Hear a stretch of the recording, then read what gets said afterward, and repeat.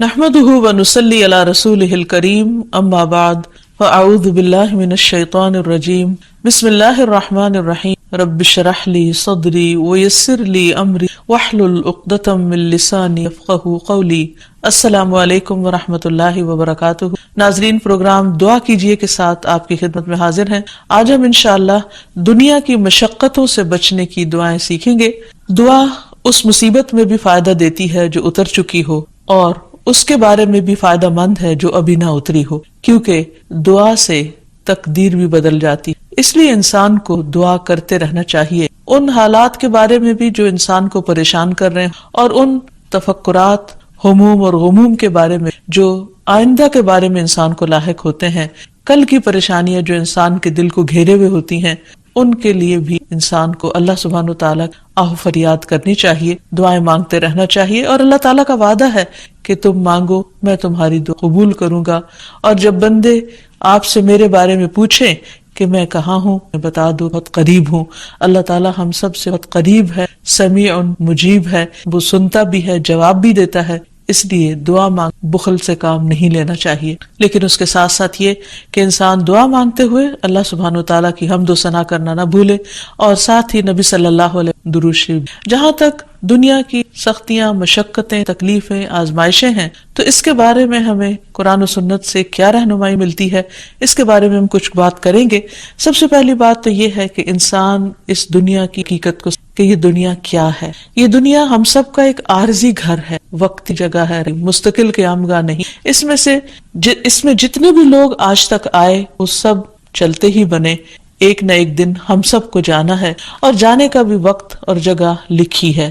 اس لیے انسان اس دنیا کو اسی نظر سے دیکھتے ہوئے گزارے، اور زیادہ سے زیادہ اچھے کاموں کی طرف توجہ رکھے۔ حدیث سے پتہ چلتا ہے کہ دنیا مومن کے لیے قید خانے کی طرح ہے۔ رسول اللہ صلی اللہ علیہ وسلم نے فرمایا، دنیا مومن کے لیے قید خانہ ہے اور کافر کے لیے جنت ہے۔ یعنی ایک مومن جو آخرت کو بھی سامنے رکھتا ہے اور دنیا میں آنے والی تکلیفوں اور آزمائشوں کو بھی اپنے لیے ایک امتحان سمجھتا ہے، اور پھر اس کے لیے ایک حدود بھی ہیں، لمٹس بھی ہیں کچھ کرنے کی، کیونکہ مومن اپنے رب سے ڈرتا ہے کہ کہیں وہ کوئی ایسی بات نہ کرے، ایسا کام نہ کرے جو رب کو ناراض کر دے، اور کل قیامت کے دن کی جواب دہی نہ ہو۔ اس لیے یہ بہت ضروری ہے کہ انسان اس دنیا میں رہتے ہوئے، خواہ اچھا وقت ہو یا تکلیف دہ وقت ہو، کوئی ایسا کام نہ کرے جو رب کو ناراض کرنے والا ہو، کیونکہ کل بہرحال الی ربک یومئذ المساق، تیرے رب کی طرف جا ٹھہرنا واپسی ہے، جواب دینا ہے۔ پھر اسی طرح نبی صلی اللہ علیہ وسلم نے دنیا کے بارے میں یہ بھی فرمایا تھا کہ اب جو دنیا کا حصہ باقی رہ گیا وہ ایک فتنہ ہے، آزمائش ہے۔ رسول اللہ صلی اللہ علیہ وسلم نے فرمایا، بے شک جو دنیا باقی رہ گئی ہے وہ آزمائش اور فتنہ، یعنی انسانوں کے لیے کوئی بہت خوبصورت جگہ نہیں ہے رہنے کی، اور آخرت کا گھر وہی دراصل اصل گھر ہے اور خوشحالی کا گھر ہے۔ قرآن مجید میں آتا ہے کہ اہل ایمان جب جنت میں داخل ہوں گے تو پکار اٹھیں گے کہ شکر اللہ کا جو ہم سے ہر طرح کا غم اور دکھ ہم سے لے گیا۔ وَقَالُوا الْحَمْدُ لِلَّهِ الَّذِي أَذْهَبَ عَنَّا الْحَزَنَ إِنَّ رَبَّنَا لَغَفُورٌ شَكُورٌ الذي أحلنا دار القامة فضل لا يمسنا فيها نصب ولا يمسنا فيها لغوب۔ اور وہ کہیں گے کہ اس اللہ کا شکر ہے جس نے ہم سے غم کو دور کر دیا، یعنی جب وہ جنت میں پہنچیں گے تو دنیا کے سارے غم ان کو بھول جائیں گے، اور یقیناً ہمارا پروردگار بخشنے والا اور قدردان ہے، جس نے اپنے فضل سے ہمیں ابدی قیام گاہ میں لا اتارا، جہاں ہمیں نہ مشقت اٹھانی پڑتی ہے اور نہ کوئی تھکاوٹ لاحق۔ اور اللہ تعالیٰ کی طرف سے بھی یہ پیغام آئے گا، سلام علیکم طبتم فادخلوها خالدین، تم پر سلام ہو، تم خوشحال رہو، بس اس میں داخل ہو جاؤ ہمیشہ رہنے والے، یعنی اس کے بعد اب سے کوئی نہیں نکال سکتا تم پر کوئی غم، تکلیف اور دکھ آنے والا۔ نبی صلی اللہ علیہ وسلم نے فرمایا، ایک آواز دینے والا آواز دے گا کہ اے بندو، تمہارے لیے یہ طے ہو گیا ہے کہ تم صحت مند رہو گے، کبھی بیمار نہ ہوگے، تم زندہ رہو گے، کبھی مرو گے نہیں، تم کبھی بوڑھے نہیں ہوگے، تم آرام میں رہو گے، تمہیں کبھی تکلیف نہیں آئے گی۔ تو اللہ تعالیٰ کا یہی فرمان ہے وَنُودُوا أَن تِلْكُمُ الْجَنَّةُ أُورِثْتُمُوهَا بِمَا كُنْتُمْ تَعْمَلُونَ، اس وقت انہیں ایک آواز آئے گی کہ تم اس جنت کے وارث بنائے گئے ہو، یہ ان نیک اعمال کا بدلہ ہے جو تم دنیا میں کیا کرتے، یعنی وہ لوگ خوش قسمت ہوں گے جو دنیا میں ایک اچھی اللہ تعالیٰ کی رضا کی زندگی گزار کر آئے اور وہاں اللہ کی رضا کو پائیں گے۔ اور پھر دنیا میں وہ شخص جو سب سے زیادہ تکلیف میں ہوگا، وہ جب جنت کا صرف ایک چکر لگائے گا، صرف ایک جھلک دیکھے گا، تو اس کو دنیا کے سارے غم دور ہو جائیں اور سارے غم بھول جائیں گے۔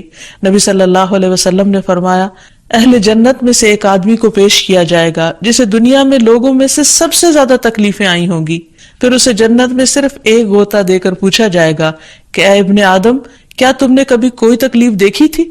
کیا تجھ پر کبھی کوئی سختی بھی گزری؟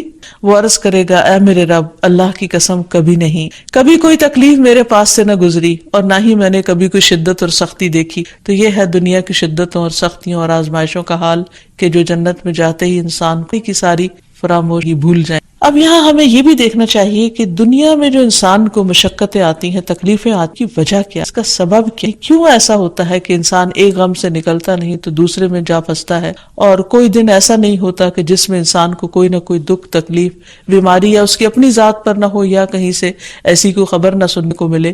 تو اس کی وجہ کیا ہے؟ سب سے پہلی بات تو یہ ہے کہ انسان کو ان کے لیے پیدا کیا گیا، مشقتیں اٹھانے کے لیے پیدا کیا۔ قرآن پاک میں اللہ تعالیٰ فرماتے ہیں لَقَدْ خَلَقْنَا الْإِنسَانَ فِي كَبَدٍ، بلا شبہ یقیناً ہم نے انسان کو بڑی مشقت میں، یعنی انسان اپنے لیے آسانیاں ڈھونڈتا ہے، اس دنیا میں آسانیاں۔ پھر دوسری بات یہ ہے کہ یہ زندگی انسان کے لیے ایک آزمائش ہے، اور اللہ تعالیٰ نے خود ہی فرما دیا کہ میں تمہیں خوف سے، بھوک سے، جان، مال اور پھلوں کی کمی سے ضرور آزماؤں گا، انہیں امتحان آئیں گے، لیکن ایسے موقع پر تمہیں کرنا کیا ہے؟ وَبَشِّرِ الصَّابِرِينَ، صبر کرنے والوں کو خوشخبری دے دو۔ اور پھر یہ بھی کہ ہر انسان اس دنیا سے جانے والا ہے، کل نفس ذائقۃ الموت، ہر نفس کو موت کا ذائقہ چکھنا۔ وَنَبْلُوكُمْ بِالشَّرِّ وَالْخَيْرِ فِتْنَةً وَإِلَيْنَا تُرْجَعُونَ، اور ہم تمہیں اچھے اور برے حالات سے آزماتے رہیں گے، یعنی تمہاری آزمائش تو ضرور ہوگی اور بالآخر تمہیں ہماری طرف لوٹنا ہے، یعنی قیامت کے اللہ تعالیٰ سے لازم ہے۔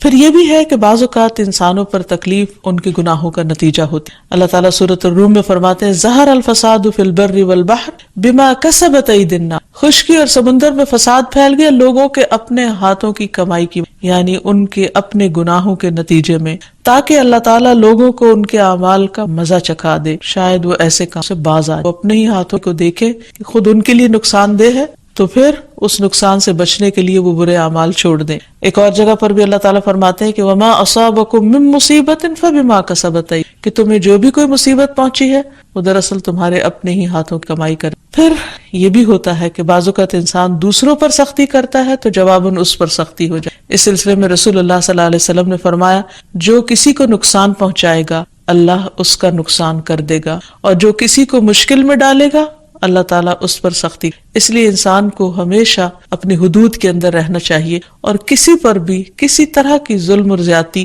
نہیں کرنی چاہیے، کیونکہ کسی پر ظلم کرنے کا مطلب یہ ہے کہ انسان خود اپنے لیے مصیبت کھڑی کر رہا۔ پھر اسی طرح کسی کے ساتھ انسان اگر بخل برتتا ہے، اس کو نہیں دیتا، تو اللہ تعالیٰ اس کے لیے بھی زندگی تنگ کر۔ قرآن پاک میں فرمایا گیا وَأَمَّا مَن بَخِلَ وَاسْتَغْنَى وَكَذَّبَ بِالْحُسْنَى فَسَنُيَسِّرُهُ لِلْعُسْرَى، اور جس نے بخل کیا اور بے پرواہ بنا رہا، یعنی اس نے اللہ تعالیٰ کی باتوں کی اور بندوں کی ضروریات کی پرواہ ہی نہیں کی، وَكَذَّبَ بِالْحُسْنَى، اور بھلائی کو جھٹلا دیا، تو ہم اسے تنگی کی راہ پر چلنے کی سہولت دیں گے، پھر اس کے لیے ایک کے بعد ایک تنگی کھڑی کر دیں گے۔ پھر اسی طرح انسان کو کسی کی عزت اور آبرو کے درپے نہیں، کیونکہ اس سے بھی انسان کے راستے میں مشکلات آتی ہیں۔ ابو برزہ الاسلمی فرماتے ہیں کہ رسول اللہ صلی اللہ علیہ وسلم نے فرمایا کہ اے ان لوگوں کی جماعت جو صرف زبان سے ایمان لائے ہو اور ان کے دلوں میں ایمان داخل نہیں ہوا، مسلمانوں کی غیبت مت کیا کرو، ان کے پیٹھ پیچھے ان کی برائیاں مت کیا کرو، اور ان کی عزت و آبرو کے درپے نہ ہو،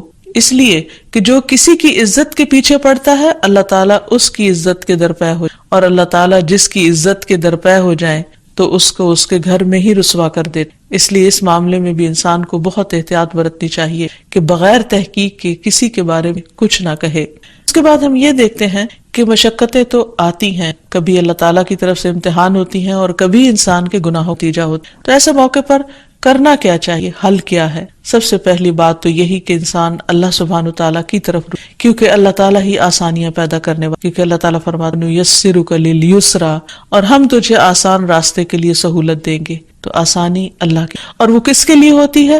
جو اللہ کا تقوی اختیار کرتا ہے. وَمَن يَتَّقِ اللَّهَ يَجْعَل لَّهُ مَخْرَجًا، جو اللہ کا تقوی اختیار کرتا ہے اللہ تعالیٰ اس کے لیے ہر مشکل سے نکلنے کا راستہ بناتا ہے. ہمیشہ کوئی نہ کوئی راہ، کوئی نہ کوئی حل، کوئی نہ کوئی سولوشن نکل آتا ہے. لیکن اس کے لیے کیا ضروری ہے، کیا شرط ہے؟ کہ انسان اللہ سے ڈرنے والا. پھر اسی طرح ضروری ہے کہ مواقع پر صبر سے کام. اور صبر کیا ہے؟ کہ انسان غصے میں اور غم کی وجہ سے، تکلیف اور شدت اور پریشانی کی وجہ سے اپنی زبان سے کوئی ناروا بات نہ نکالے، کوئی ناحق بات نہ نکالے. جیسے نبی صلی اللہ علیہ وسلم اپنے ایک بیٹے کی وفات کے رو رہے تو صحابہ نے عرض کیا کہ یا رسول اللہ صلی اللہ علیہ وسلم آپ بھی روتے ہیں؟ تو آپ نے فرمایا ہاں، آنکھ آنسو بہاتی اور دل غمگین ہے، لیکن زبان سے وہی نکلے گا جو اللہ تعالیٰ کو، کوئی ایسی بات زبان سے نہیں نکلے کہ جو اللہ تعالیٰ کو ناراض کر دے. تو اس لیے تکلیف کے موقع پر انسان کو ہمیشہ یہ یاد رکھنا چاہیے کیا اس کا رد عمل کیا ہے، کس طرح وہ ریاکٹ کر رہا ہے، کیا باتیں کر رہا ہے. اور جو لوگ صبر کرتے ہیں تو ان کی تعریف اللہ تعالیٰ نے بیان کی، فرمایا وَالصَّابِرِينَ فِي الْبَأْسَاءِ وَالضَّرَّاءِ وَحِينَ الْبَأْسِ أُولَئِكَ الَّذِينَ صَدَقُوا وَأُولَئِكَ هُمُ الْمُتَّقُونَ. جو تنگ دستی اور تکلیف میں اور لڑائی کے وقت صبر کرتے ہیں یہی لوگ ہیں جنہوں نے سچ کہا اور یہی بچنے والے. یعنی ایسے ہی لوگ سچے مومن جو تنگی اور تکلیف میں اپنے آپ کو سنبھال لیتے ہیں صبر سے. اور اللہ تعالیٰ نے بتا دیا تھا، وارن کر دیا کہ تم ضرور آزمائے جاؤ گے. لَتُبْلَوُنَّ فِي أَمْوَالِكُمْ وَأَنفُسِكُمْ، تمہارے مالوں میں، تمہارے نفسوں میں تمہیں ضرور آزمایا جائے گا، ضرور با ضرور. اور تم لوگوں سے ہر طرح کی باتیں بھی سنو. پھر کیا کرنا ہے؟ وَإِن تَصْبِرُوا وَتَتَّقُوا فَإِنَّ ذَلِكَ مِنْ عَزْمِ الْأُمُورِ. اگر تم صبر اور تقوی سے کام لو تو یہ بڑی ہمت کے کام، یعنی آسان نہیں ہے صبر کر، لیکن ناممکن بھی نہیں ہے. اور ہر وقت تبدیل ہو جاتا ہے. صرف اس تکلیف کے وقت میں انسان اگر اپنے آپ کو کنٹرول کر لے، اپنی زبان کو، اپنے ریاکشن کو ایک لمٹ اور حدود کے اندر لے آتا ہے تو اللہ سبحانہ وتعالیٰ جلد ہی اس کے حالات تبدیل کرے اور بعض اوقات اس کو پہلے سے بھی زیادہ بہتر چیز عطا کرے. تو اس لیے انسان کو اس تکلیف کے وقت میں اپنے اوپر، اپنے طرز عمل پر کڑی نظر رکھنے کی کہ کوئی چیز ایسی نہ ہو جو اللہ تعالیٰ کو ناراض کر دے. پھر اسی طرح انسان کو کتنی بھی بڑی مشکلوں حالات سے مایوس نہیں ہونا چاہیے، کیونکہ مایوسی کفر تک پہنچا دیتی. ابو رزین کہتے ہیں نبی صلی اللہ علیہ وسلم نے فرمایا ہمارا رب اپنے بندوں کی مایوسی پر ہنستا ہے حالانکہ حالات کی تبدیلی قریب ہوتی ہے. ابو رزین نے عرض کیا کیا اللہ تعالیٰ بھی ہنستا ہے؟ آپ نے فرمایا ہاں. میں نے عرض کیا جو رب ہنستا ہے ہم اس کے ہاں خیر و بھلائی کو کم نہیں، وہ ضرور بندوں کو خیر پہنچے. تو بعض اوقات انسان مایوس ہونے لگتا ہے لیکن اللہ تعالیٰ کی مدد قریب ہی ہوتی ہے. جب نبی صلی اللہ علیہ وسلم کے زمانے میں لوگوں کو کفار کی طرف سے مشکلات کا سامنا اور انہوں نے اللہ کے رسول سے عرض کیا اللہ کی مدد کب آئے گی؟ ہر طرف سے مشکلیں ہی مشکلیں ہیں، جان کی، مال کی، بھوک کی، ہر طرح کی سے آزمایا جا رہا ہے، تو حالات کب بدلیں گے؟ تو اللہ تعالیٰ نے فرمایا الا ان نصر اللہ قریب، خبردار اللہ کی مدد قریب ہے. یعنی مایوس نہ ہو، ہمیشہ مثبت رہو، امید رکھو. ہر چیز تو اللہ تعالیٰ کے. جب فرعونیوں کا ظلم زیادہ ہو گیا تو آپ دیکھتے ہیں کہ اللہ تعالیٰ نے کس طرح موسیٰ علیہ السلام اس قوم کے اندر پھر پیدا کیا اور پھر کس طرح وہ ان کی نجات کا ذریعہ. تو اللہ تعالیٰ غیب سے ایسے طریقے اختیار کرتا ہے جو انسان کی سوچ سے بھی باہر ہو، لیکن ضرورت اس بات کی کہ انسان اللہ تعالیٰ رجوع کرے اور انسان کا اس بات پر یقین رہے فَإِنَّ مَعَ الْعُسْرِ يُسْرًا، کہ یقیناً تنگی کے ساتھ آسان، یقیناً آسانی بھی. اور پھر حضرت انس سے بھی روایت ہے کہ رسول اللہ صلی اللہ علیہ وسلم نے فرمایا بے شک مدد صبر کے ساتھ ہے، یعنی اللہ کی مدد آئے گی بس صبر کرو، تھوڑا انتظار کرو. اور کشادگی تنگی کے ساتھ ہے اور بے شک تنگی کے ساتھ آسانی ہے اور بے شک تنگی کے ساتھ آسانی. پھر اسی طرح یہ ہے کہ انسان توبہ اور استغفار کی کثرت کرے. حدیث میں آتا ہے انسان جب تک اللہ تعالیٰ سے استغفار کرتا ہے اللہ تعالیٰ اس وقت تک اس کو عذاب سے محفوظ رکھتا ہے. اور قرآن مجید میں بھی واضح طور پر فرمایا گیا کہ اللہ تعالیٰ اس وقت تک عذاب نہیں دے گا جب تک لوگ استغفار کرتے رہیں گے، یعنی اپنے گناہوں کی معافی مانگتے رہیں گے اور اللہ تعالیٰ سے توبہ کریں گے، رجوع کریں گے اور اپنی اصلاح کر لیں گے. پھر اسی طرح زیادہ سے زیادہ نیک اعمال کرنا، کو راضی کرنا تاکہ اللہ تعالیٰ کی رحمت نازل ہو. اللہ تعالیٰ کا وعدہ ہے وَأَمَّا مَنْ آمَنَ وَعَمِلَ صَالِحًا فَلَهُ جَزَاءً الْحُسْنَى وَسَنَقُولُ لَهُ مِنْ أَمْرِنَا يُسْرًا. اور البتہ جو ایمان لایا اور نیک عمل کیے اسے اچھا بدلہ ملے گا، اور اسے ہم اپنے آسان سے کام کرنے، ان کے لیے کاموں میں آسانیاں پیدا کرنے کی نیکیوں کی وجہ سے۔ اور اسی طرح ایک اور جگہ پر بھی آتا ہے کہ من عمل صالحا من ذکر او انثى وهو مؤمن فلنحيينه حياة طيبة ولنجزينهم اجرهم باحسن ما كانوا يعملون۔ جو شخص بھی نیک عمل کرے، خواہ وہ مرد ہو یا عورت، بشرطے کہ وہ مومن ہو، تو ہم اسے پاکیزہ زندگی بسر کرائیں گے، یعنی دنیا میں بھی حیات طیبہ ہوگی، عمدہ زندگی بسر کرائیں گے، اور آخرت میں ان کے بہترین اعمال کے مطابق انہیں ان کا اجر عطا کرے۔ تو اللہ تعالیٰ کسی بندے پر ظلم نہیں، حتیٰ کہ ذرے برابر بھی کسی نے نیکی کی ہو تو اس کا بدلہ بھی ضرور دیتا ہے۔ پھر اسی طرح لوگوں پر خرچ کرنا چاہیے، کیونکہ اللہ تعالیٰ کا وعدہ ہے فَأَمَّا مَنْ آتَى وَاتَّقَى وَصَدَّقَ بِالْحُسْنَى فَسَنُيَسِّرُهُ لِلْيُسْرَى۔ پھر جس نے اللہ کی راہ میں مال دیا، پرہیزگاری اختیار کی، بھلی باتوں کی تصدیق کی، تو ہم اسے آسان راستے کی، اس کے لیے آسانیاں۔ پھر اسی طرح اپنی اصلاح کرنا، دوسروں پر نرمی کرنا، دوسروں کی مشقتیں دور کرنا، اس کی تکلیف دور کرنا، دوسروں کے کام آنا، کیونکہ جو شخص کسی مسلمان سے دنیا کی تکلیفوں میں سے کسی تکلیف کو دور کرے گا، اللہ تعالیٰ اس کی قیامت کی تکلیفوں میں دور کر دے گا، اور جس نے تنگ دست پہ آسانی کی، اللہ تعالیٰ اس پر دنیا اور آخرت۔ اس لیے ہمیں دوسروں کے ساتھ آسانیوں کا، پھر اسی طرح خادموں کو آسانی، پھر انسان کو کثرت سے صدقہ و خیرات کرنا چاہیے، کیونکہ صدقہ اللہ تعالیٰ کے غصے کو بجھا دیتا ہے۔ پھر اسی طرح ایک حدیث میں آتا ہے کہ صدقہ گناہوں کو اس طرح مٹاتا ہے جیسے پانی آگ کو مٹا دیتا۔ پھر انسان کو اللہ تعالیٰ کے آگے گڑ گڑانا چاہیے اور خوب خوب دعائیں کرنی چاہیے، کیونکہ کون ہے جو بے قرار کی جب وہ اسے پکارے اور اس کی تکلیف دور کرے، یعنی سوائے اللہ کے۔ اور اس کے ساتھ ساتھ یہ کہ یہ دعا جو سورۃ البقرہ کے آخر ربنا لا تؤاخذنا نسینا او اخطأنا ربنا ولا تحمل علینا اسرا کما حملته علی الذین قبلنا ربنا ولا تحملنا ما لا طاقة به واعف عنا وارحمنا فانصرنا۔ اے ہمارے رب، ہم سے مواخذہ نہ کر اگر ہم بھول جائیں، خطا کر جائیں۔ اے ہمارے رب، ہم پر کوئی بھاری بوجھ نہ ڈال جیسے تو نے ان لوگوں پہ ڈالا جو ہم سے پہلے تھے۔ اے ہمارے رب، ہم سے وہ چیز نہ اٹھوا جس کے اٹھانے کی ہم میں طاقت نہ، اور ہم سے درگزر کر اور ہمیں بخش دے اور ہم پر رحم کر، تو ہی ہمارا مددگار ہے سو کافروں کے مقابلے۔ پھر اسی طرح ہر طرح کے حالات کی آسانی کے لیے دعا کرنی چاہیے۔ قال رب اشرح لی صدری ویسر لی امری، اس نے کہا ہے میرے رب میرے لیے میرا سینہ کھول دے اور میرا کام آسان کر دے۔ حدیث میں بھی آتا ہے نبی صلی اللہ علیہ وسلم مشکل وقت میں دعا پڑھتے تھے، اللہم لا سہل الا ما جعلتہ سہلا وانت تجعل الحزن اذا شئت سہلا۔ اے اللہ، نہیں کوئی کام آسان مگر وہی جسے تو آسان کر دے، اور تو جب چاہتا ہے مشکل کو آسان کر۔ پھر اسی طرح ایک اور دعا بھی ہے، ربنا آتنا من لدنک رحمتا وہیئ لنا من امرنا رشدا۔